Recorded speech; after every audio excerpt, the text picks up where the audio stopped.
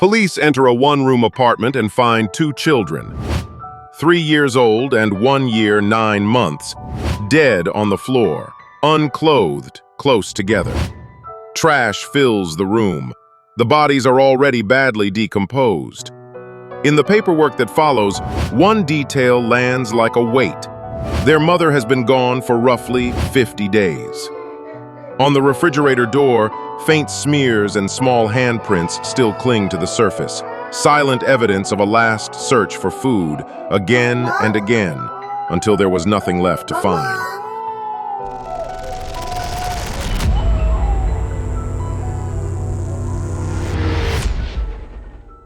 Yokkaichi City, Japan. Her childhood is described in later accounts as unstable from early on. A home where the mother self-harmed and overdosed, where men came and went, and where caregiving disappeared without warning. A father who, when the family began to fracture, did not create something steadier in its place. In that kind of environment, trust doesn't form cleanly. Help doesn't feel like help. It feels like exposure. By adolescence, the picture becomes harsher. Accounts describe a girl moving through junior high with little protection and a growing habit of running, out of the house, out of school, out of whatever corner she's pushed into. In those same accounts, there are allegations of sexual exploitation while she was still in junior high, including reports of gang rape, something that takes selfhood apart. Shame, distrust, a body treated as an object, and a mind learning that disappearing can feel safer than staying. The father says he didn't know what happened to his daughter. He repeats what his daughter told him, that she was attacked and beaten by other students, and that adults looked away. He says he protested and that the school refused to acknowledge it. Whatever the exact boundaries of that past, the shape of it is consistent. A young person learning 2 survival skills early: hide what is happening and keep moving. December 2006. By then, she is still very young, around 19 or 20. She marries a university student with a pregnancy already in motion, pulling the future forward and forcing decisions to land fast. On paper, it reads like a reset, a family forming, a life that might finally stabilize what came before. For a while, from the outside, it looks like the average household. A neighbor later recalled seeing her with the children, one in her arms, the other close by, moving through daily routines that don't draw attention. In that early period, she is described as throwing herself into childcare with an almost strict seriousness. Breastfeeding, cloth diapers, the determination to be a good mother, to do it properly. Then after the second child, the balance starts to slip. Money problems appear and don't leave. Debt grows. Some reporting says she began borrowing from consumer finance companies without her husband's knowledge. The marriage tightens under the pressure, arguments turning sharper, trust thinning out, and alongside the financial strain, the accounts describe another drift. Nights out, new relationships, a widening distance inside the home that finally becomes impossible to hide. May 2009. The marriage ends in divorce. In some accounts, the separation comes with conditions. She is said to have signed a written pledge. Repay the debts. Don't depend on her family. Work.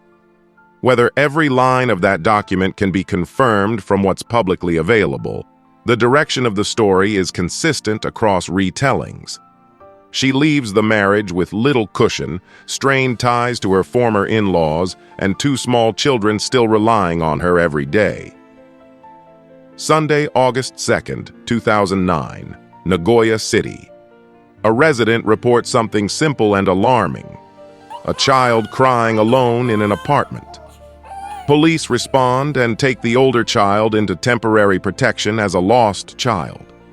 In the follow-up, investigators conclude there is a strong possibility the mother has been leaving the child alone while working late-night hours, and they treat it as suspected neglect.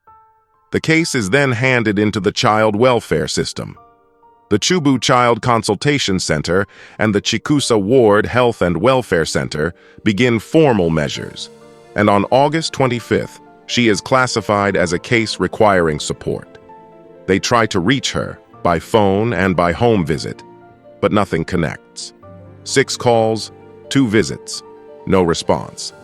And eventually, the investigation is closed without a clear resolution. January 2010, Osaka. She moves with the 2 small children into a 1-room apartment in Osaka's Nishi ward. In later reporting, her work is placed in the Minami area, night work in the adult entertainment world, work that flips the rhythm of a household. The city runs late, and so does her life. Days become something you push through. Nights become the center. She is described as trying to restart in the city under pressure. No money, no support, 2 small children, and no stable safety net. Around the same time, some reporting describes her personal life narrowing toward escape. Nights out, host clubs, and a relationship with a man that became the center of her attention. The children in that version of events become background, something she can't face, can't manage, or refuses to. The details often shift from outlet to outlet, but the shape of the story remains.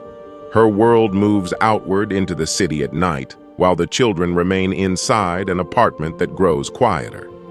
As she began working night shifts, and her relationship with her new boyfriend deepened, she was no longer able to properly care for her children. And from around the spring of 2010, she began frequently visiting host clubs, and her life became cantered around her intimate relationship with the man.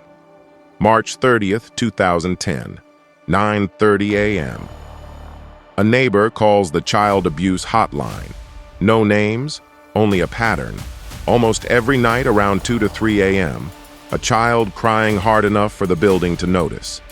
The caller says they once saw the mother with a walking age girl and a stroller and wonders if the children are being left alone at night. That same day, the center checks the resident registry. The room has no registration. Over the next few days, March 31st around 3 p.m., April 1st around 10 a.m., April 2nd around 6 p.m., staff return again and again at different hours, trying the auto-lock intercom, checking the mailbox where flyers accumulate, looking up at the balcony from the rear. They can't get inside. On April 2nd, they finally take down the property management contact, hoping someone can confirm who is supposed to live there. April 5th, 9:10 a.m. The center calls management. Is there a household with small children on the 2nd or 3rd floor? Management says it's a 1-room condominium building, assumed single occupancy, and they don't grasp who lives in each unit. The center tries the ward office and the resident registry. The floor reads as single-person units with 1 room still unregistered. They also contact the district's chief child welfare commissioner. Nothing is known. April 8th, 8:20 p.m. The same neighbor calls again. The crying continues, and now the caller adds the detail that sharpens the fear. No adult voice, only a child. April 9th, around 2 p.m. Staff get past the auto-lock with other residents and reach the unit. They ring, knock, call out, listen, silence. They check for any sign of occupancy through the meter and mailbox, leave a notice, and find only another absence slip with a name that also doesn't match registration. May 18th, 5:30 a.m. A third hotline report. It was quiet for a while, then the crying returns for about 30 minutes.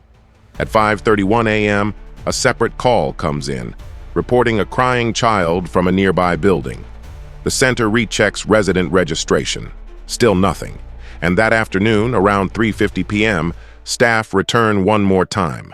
They make it inside again, reach the unit again, and hear nothing. June 9th, 2010. She is home, and the decision has already been made. A small amount of food, something to drink. Not care, just delay.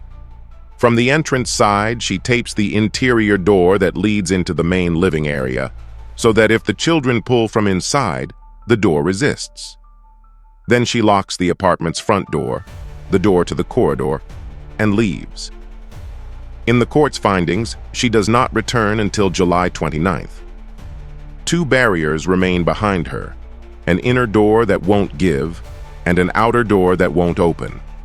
Time passes in a room that cannot open itself. And the medical reality the judgment notes is plain. Without water and sustained nutrition, survival is measured in days, and she understood that. July 29th.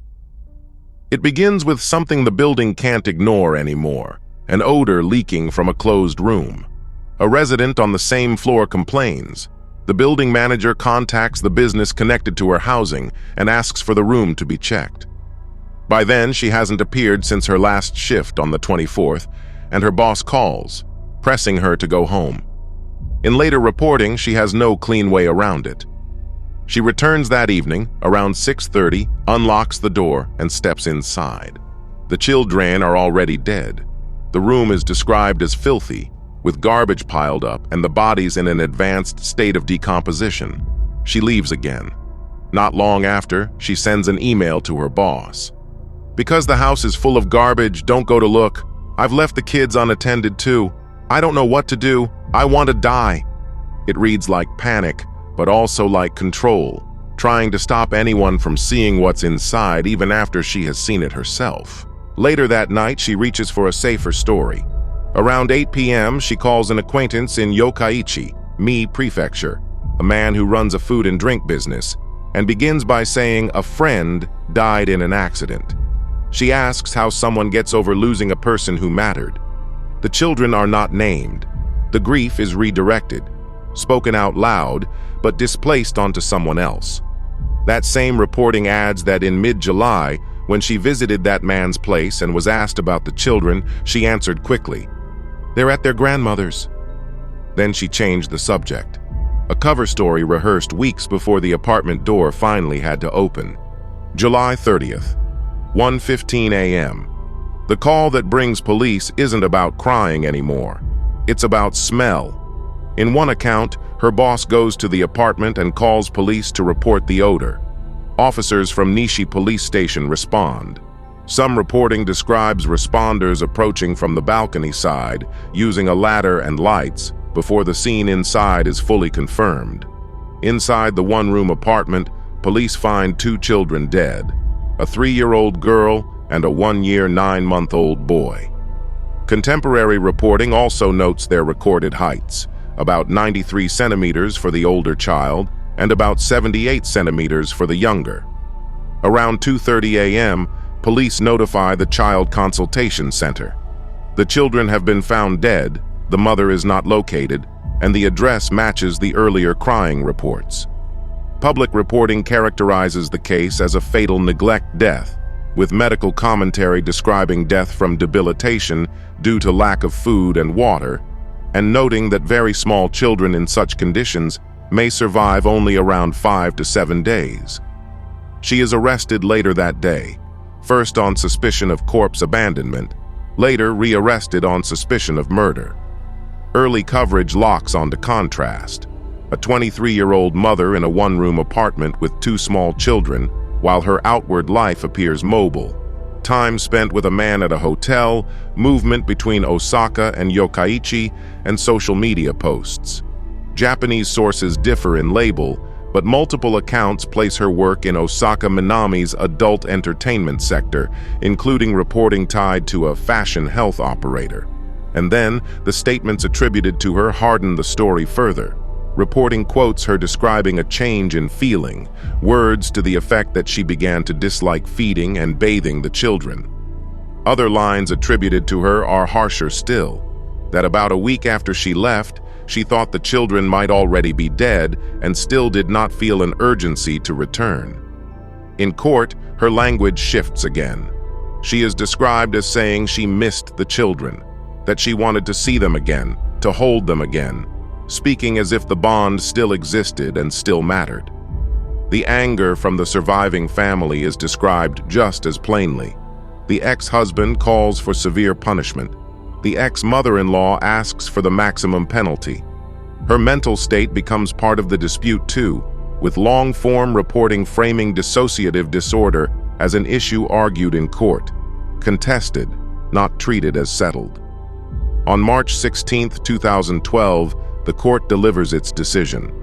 Prosecutors sought life imprisonment. The defense insisted there was no intent to kill. The judges reject that argument and impose a sentence of 30 years.